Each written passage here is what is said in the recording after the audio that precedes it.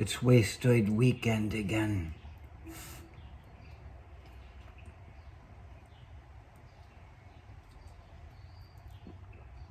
I'm still drinking the same beer. It's the Samuel Adams Oktoberfest. They've been around. So I put a couple in the refrigerator. Happy Memorial Day. Time to get good and drunk.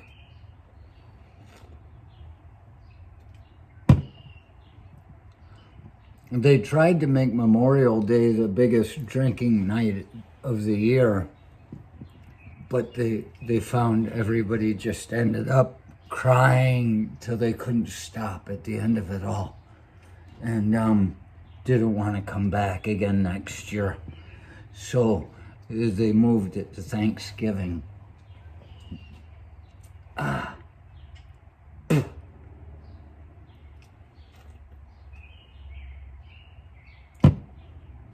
Memorial Day weekend. Supposed to be remembering all that have passed. They throw veterans, somehow they amp it up to a military mindset because, well, we don't have any holidays in America that don't remember something awful. You know, so we say, throw the veterans, they fought so hard. Oh, they died terribly. Bunny was raping that chick and he got hit in the back of the fucking head. The war is rough, type of thing.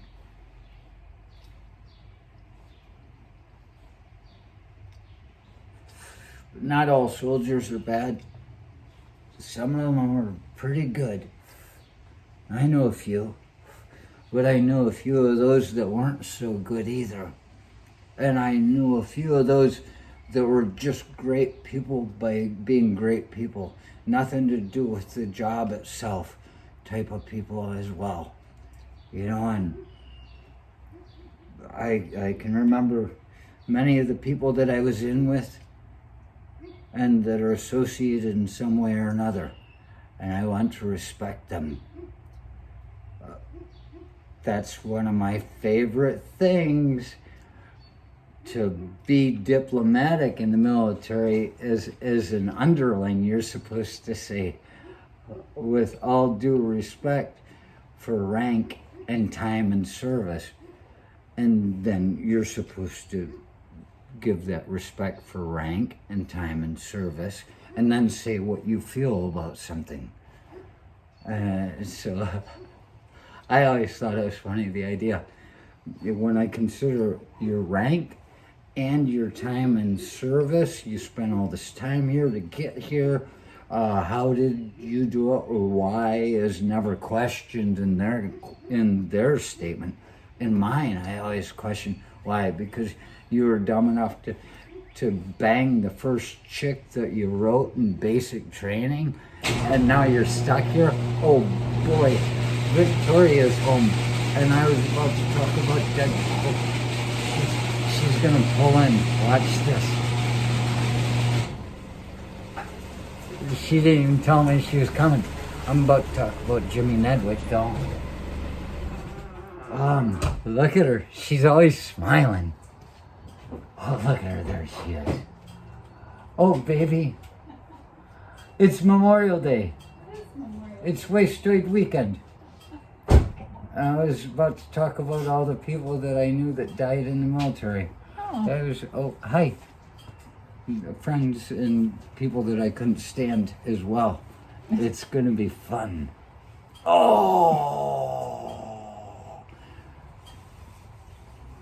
I was starting with Jimmy Nedwick.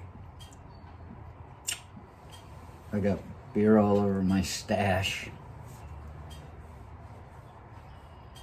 Well, they have said, I have heard, that the marijuana and the alcohol combination is like one of the best buzzes you can ever get. So to say you've got weed all over your stash, that's just like smoke it up, I suppose. I don't know. Oktoberfest.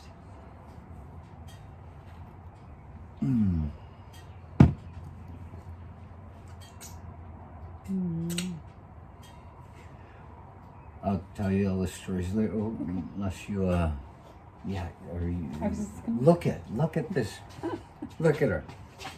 She goes out, and as much as I can dress up, she always makes me look bad. She is just to the nines. Max Schnell. 9! You know what that is in Vietnamese? Didi Mao. Max Schnell. Didi Mao. There was once a Vietnamese operative that I was working with.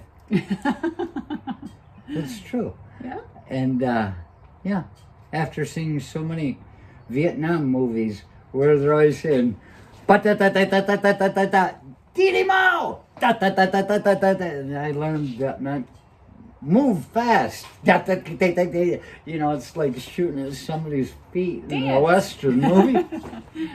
Men don't dance. Dead people dance.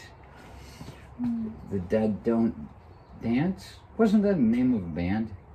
Anyway,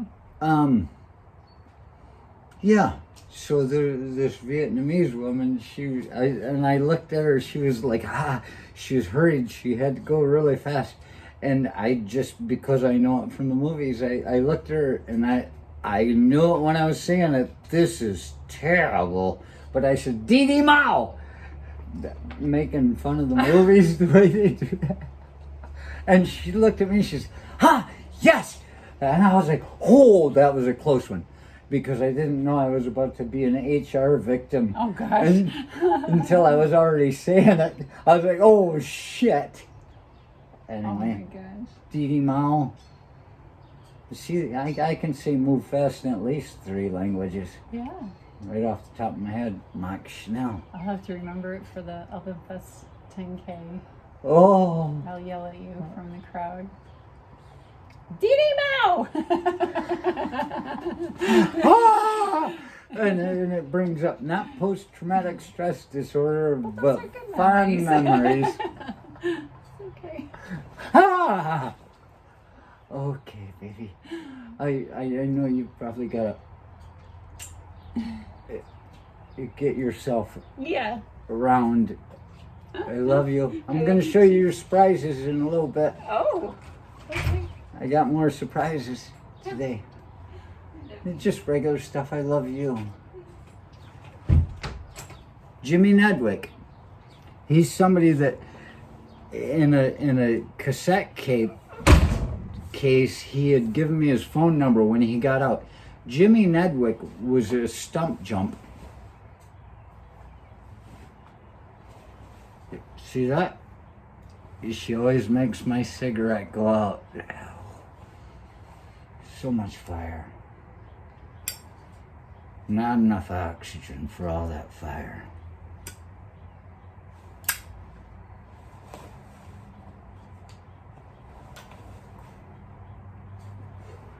And,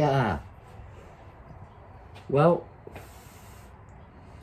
he had jumped Nijmegen. I think Nijmegen was the one that you jumped on that was a big tree drop zone, jump zone, drop zone at Bragg. I think it was Nijmegen that everybody was always worried about. And he came down, we did night jumps, so you can't see clearly the ground, and you don't always have enough time to move away from something you're coming at, like the ground.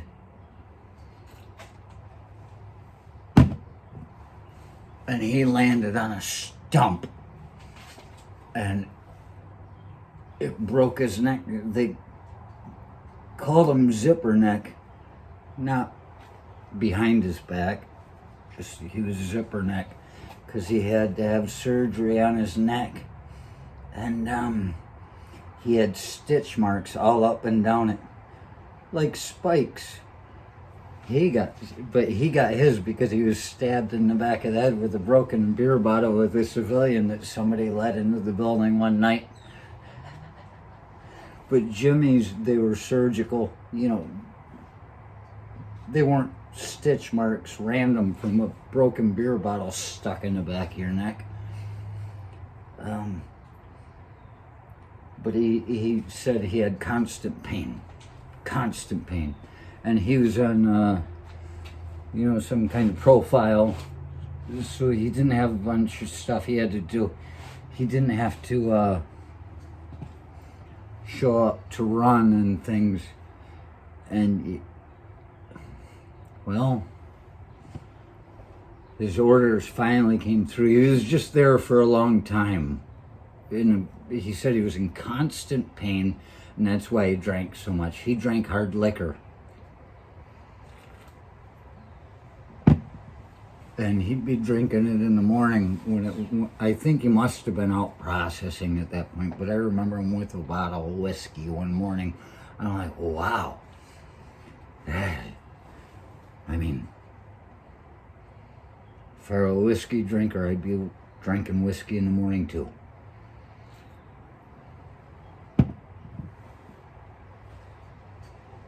But he said that's why he drank so much, was the constant pain. And he gave me his number, and I had it, and I moved out California, and I didn't take everything with me when I moved out there. And I was thinking Nedwick Cricket, they called him Jiminy, and I guess they called him Cricket because his name was Jimmy. I thought about him. He was out there. He was like an hour and a half away from where I was, and I need it. And Alta. I remembered the name of the town. It's gone now since I don't need it. It could be refreshed and remembered the rest of my life, but it's unnecessary, so I expunge myself of it. Expunge it of myself. I expurgate it. I spit it out of my memory because there might be something else I need room for.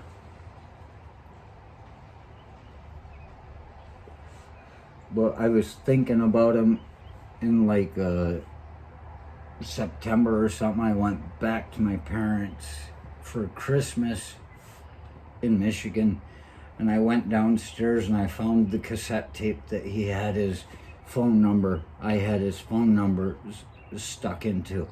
And so when I got back to San Jose, 90.5 FM KSJS San Jose, I called, and it was the house of his girlfriend's mother is what he told me when he wrote it. It was written down there too.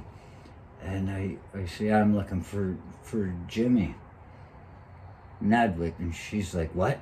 On the phone. And I said, yeah. And she's like, I said, I was in the army with him. I was a friend of his. And I said, and she got really quiet. And then she said, he's dead. And I said, what? And she said, yeah. She disclosed that he was on his pain medication. He was on pain medication too. He really did hurt. He didn't complain a lot about it. He didn't. I only knew once that he hurt all the time. But yeah, he went to somebody's wedding, and he was the mixture of his pain medication and the whiskey fucking got him. So there's a dead soldier, dead friend.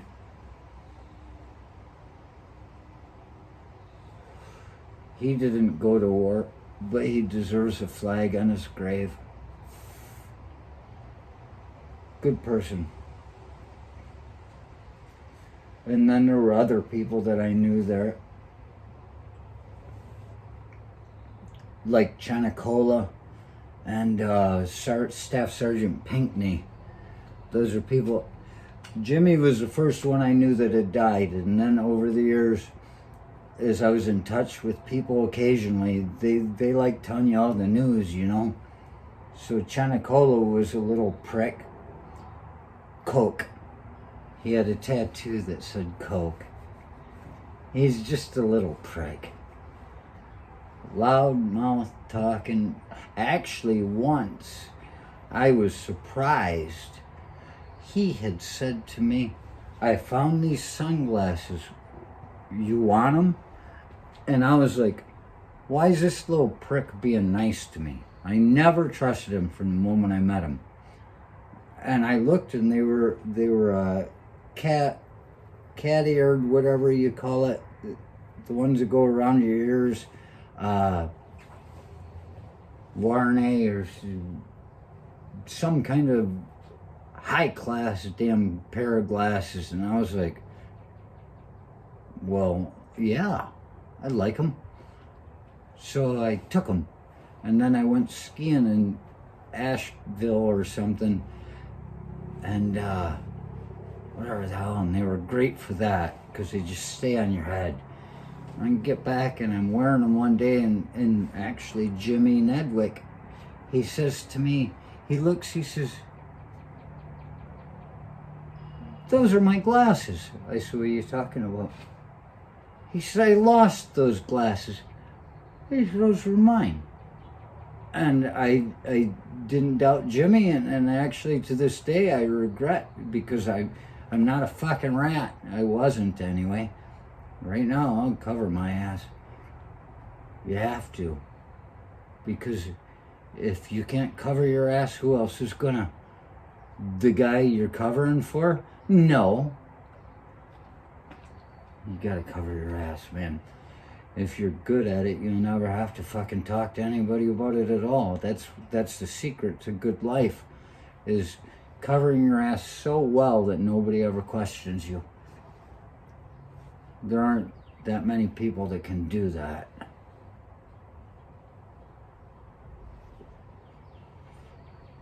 And so I didn't tell him that I got him from Chenicola, but the way I see it, the way I saw it really quickly after that, when I was covering for Chenicola, where I got these glasses, was he stole them from Nedwick and gave them to me to cause some kind of rift or something. There's never any reason Chenicola should have given me a pair of fucking sunglasses that were very expensive.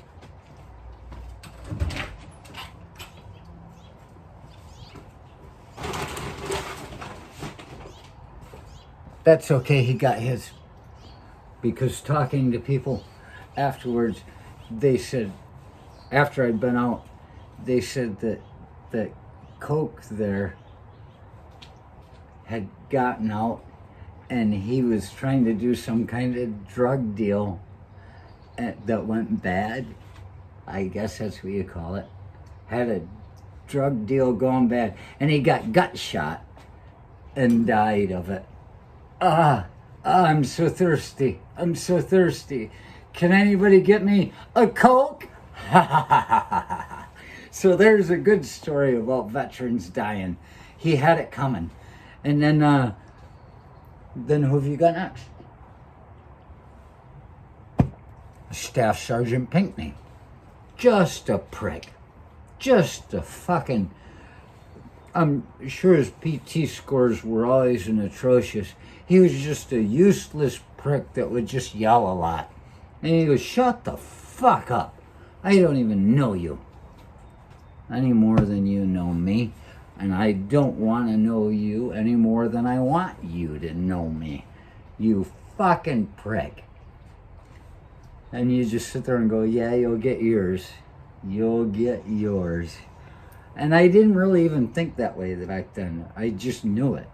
I didn't have to think that way. I just knew it. And the story about him was that he was in his military housing out with his wife, and one night the damn place,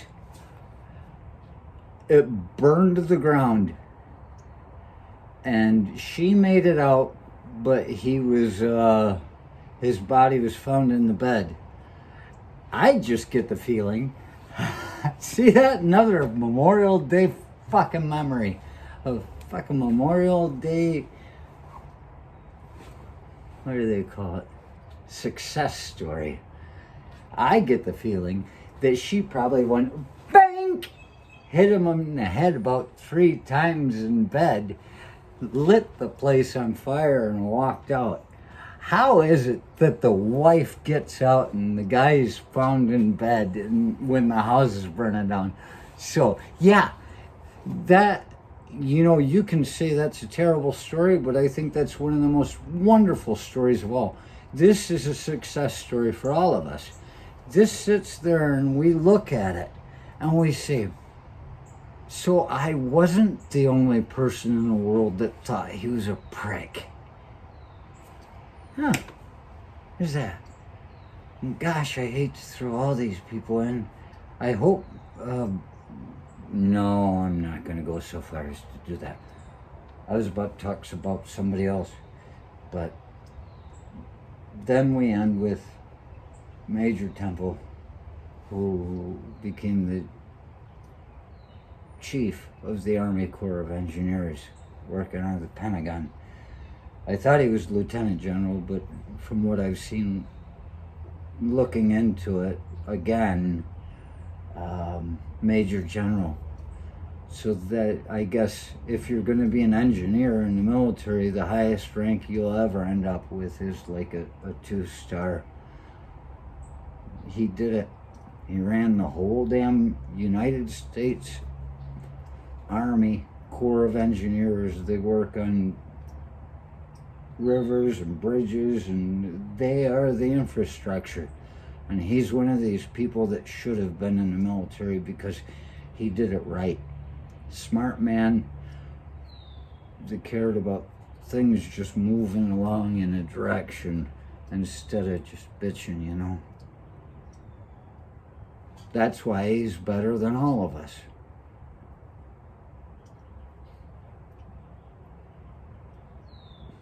I don't know how many of us there are, but he's better than me. And found out he died this year. So, to you, Major Temple, I wasn't gonna run us out of that village driving away, but I was going to stop and kill everybody that was there. It just happened to be that they ran when they saw us. Their story was wrong. I'm sure you would have gotten them out of there. Well, yeah, but not the way you're thinking. 3 kings, baby. 3 kings.